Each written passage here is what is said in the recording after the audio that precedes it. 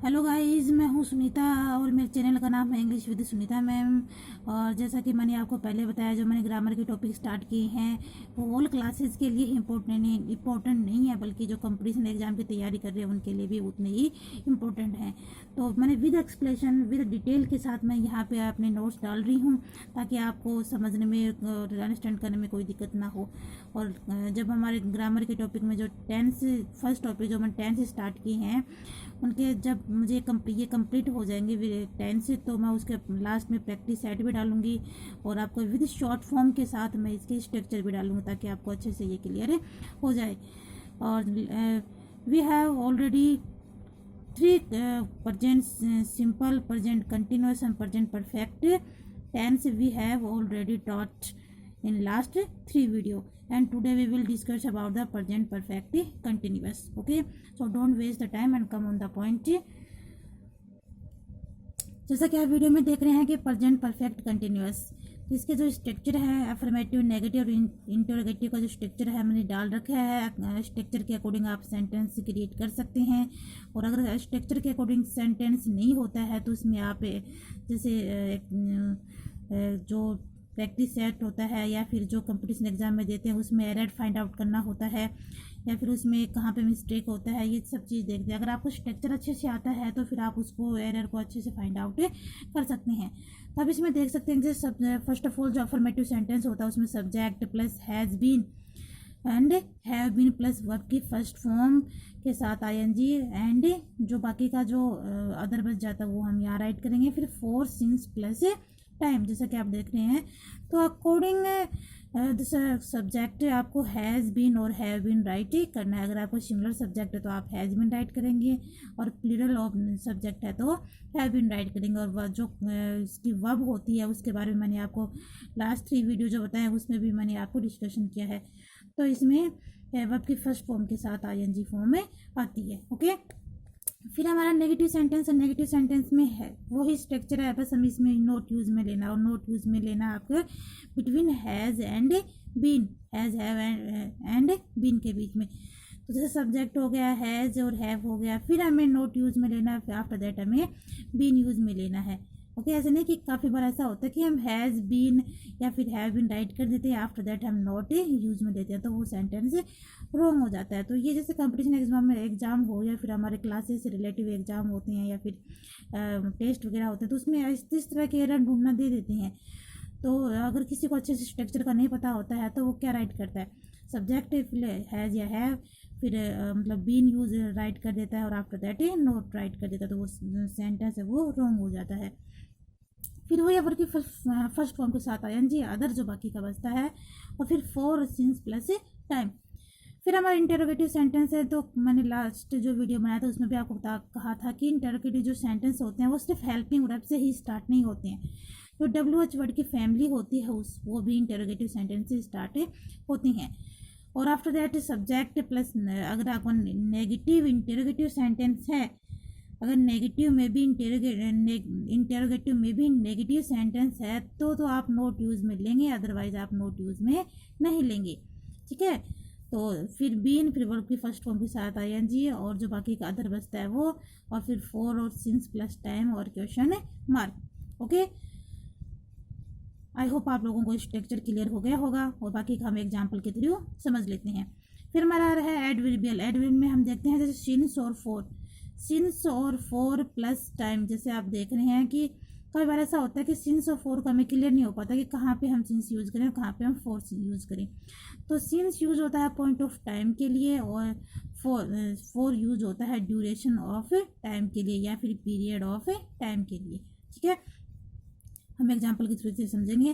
जैसे I have been studying all morning, I have been studying all morning, या फिर I have been doing the exercise since 11। Okay, तो ये तो आपका विदाउट सिंस या फोर के था, डायरेक्टली इसमें मेंशन कर रखा था, और यहाँ पर ये सिंस और फोर डाल रखा है। तो I have been doing the exercise, कि मैं कब से एक्सरसाइज कर रहा हूँ, कब से कर रहा हूँ, सिंस 11 से, मतलब फिक्स टाइम हो गया ना। देखो सिंस पॉइंट ऑफ टाइम मतलब फिक्स है, तो 11 से पता है ना कितने कब से एक्सरसाइज कर रहा है, 11 से, तो सिंस यूज कर लिया है। ओके, फिर हमारा he has been driving for 5 hours, तो he has been according to the subject के अकॉर्डिंग हैज़ बीन आगे है। फिर ड्राइविंग कर रहा है, या ड्राइव हमारा फर्स्ट फॉर्म होता है, फर्स्ट फॉर्म के साथ हमें आईएनजी यूज में लेना है, जैसा कि आप स्ट्रक्चर में देख रहे हैं। फिर है हमारा फोर जैसे अभी मैंने बताया आपको सिंस और फोर इसमें यूज होता है। तो सिंस अभी यहाँ पे हमने फोर यूज क्यों लिया क्योंकि हमारे पास 5 जो आवर्स हैं वो क्या है, ड्यूरेशन ऑफ पीरियड है, मतलब उसके बाद उसके लिए हम फिक्स नहीं है, वो टाइम हमारे लिए फिक्स नहीं है। 5 आवर्स है, बट कौन से 5 आवर्स हैं उसके लिए हम फिक्स नहीं, इसके लिए हमने क्या यूज में लिया 4। बाकी मैंने इसके नीचे डिटेल डाल रखा है, उसको आप अच्छे से स्टडी करना। फिर है हमारा जैसे Ram has not been walking for 2 hours, तो राम हैज़ मुझे एक नेगेटिव सेंटेंस डाला है मैंने, तो मैंने ऊपर बताया था कि हैज़ और हैज़ हैव और बीन के बीच में हमें नॉट यूज में लेना है, और वो फर्स्ट वर्ब की फर्स्ट फॉर्म हो जाएगी, फिर आईएनजी। और फॉर 2 आवर्स, और 2 आवर्स के लिए भी हम फिक्स नहीं है कि कौन से 2 आवर्स तो बहुत होते हैं ना, सुबह के भी होते हैं, शाम के भी होते हैं, स्टडी टुमारो बहुत सारे होते हैं, तो हमें उसका फिक्स नहीं है। फिर है जैसे मैंने एक इंटेरोगेटिव डाला है विद फैमिली के साथ, जो डब्ल्यूएच वर्ड की फैमिली है ना, तो वेयर उसमें से काउंट होता है। तो where has Ram been walking for 2 hours, तक मैं इसमें भी आपको थोड़ा सा क्लियर करवा दूंगी। Where has Ram been walking for 2 hours, तो इसका सीज देखो, राम 2 घंटे से कहाँ घूम रहा है, कहाँ यूज हुआ ना, कहाँ घूम रहा है, तो कहाँ के लिए यूज होता है वेयर, ठीक है, कहाँ घूम रहा है। तो राम हैज़ राम बीन, देखो अगर मैंने जो हेल्पिंग वर्ब के साथ स्टार्ट होता है, तो ये सेंटेंस हम बनाते हैं तो इस तरह से बनता है हेल्पिंग वर्ब से, has Ram been walking for 2 hours, ठीक है। अगर हम इसको डब्ल्यूएच वर्ड के साथ की फैमिली के साथ इसको बना रहे हैं, तो हम सिर्फ एक छोटा सा इसमें चेंजमेंट करते हैं, वो है क्या, वेयर, ठीक है। और अगर हम इंटरोगेटिव सेंटेंस में जो हेल्पिंग वर्ब के साथ बनाते हैं, तो हम यहाँ पे लगाएंगे हेल्पिंग वर्ब के साथ। आई होप आप लोगों को क्लियर हो गया होगा। फिर since when has he been playing, वह कब से खेल रहा है, या वो कब से खेल रहा है। तो सिंस व्हेन, तो ये आगे ना कब से खेल रहा है, तो ये सिंस व्हेन, सिंस तो यूज में होना ही है, तो कब से। फिर has he been playing, okay, clear हो गया ना। अब हम देखते हैं कि सिंस और फॉर किस तरह से यूज में आपको लेना है और कहाँ कहाँ यूज में लेना है। जैसा कि आप देख रहे हैं कि सिंस जैसे फिक्स टाइम होता है, मैंने पहले ही बताया फिक्स टाइम के लिए सिंस यूज में लेते हैं। तो जैसे 2 AM या 2 PM या 2 o'clock, तो फिक्स होता है ना, कब के 2 AM है या कब के 2 PM है, 2 o'clock फिक्स होता है। फिर 1998 या फिर 2005 है या 2009 है, तो ये भी एक फिक्स टाइम यूज हुआ यहाँ पे है कि हाँ भाई उसका बर्न कब हुआ, या उसकी डेथ कब हुई, या उसका बर्थडे कब आता है, ये एक्स्ट्रा एक्सेट्रा, ओके। तो ये फिक्स हो गया। फिर हमारा जैसे मंडे है, ट्यूसडे है, तो ये भी फिक्स टाइम है। जैसे जो हमारे वीक में काउंट होते हैं ना, मंडे ट्यूसडे वेडनेसडे थर्सडे, तो ये फिक्स टाइम में काउंट होते हैं। फिर जो मॉर्निंग इवनिंग आफ्टरनून नाइट है, ये फिक्स टाइम में यूज होते हैं।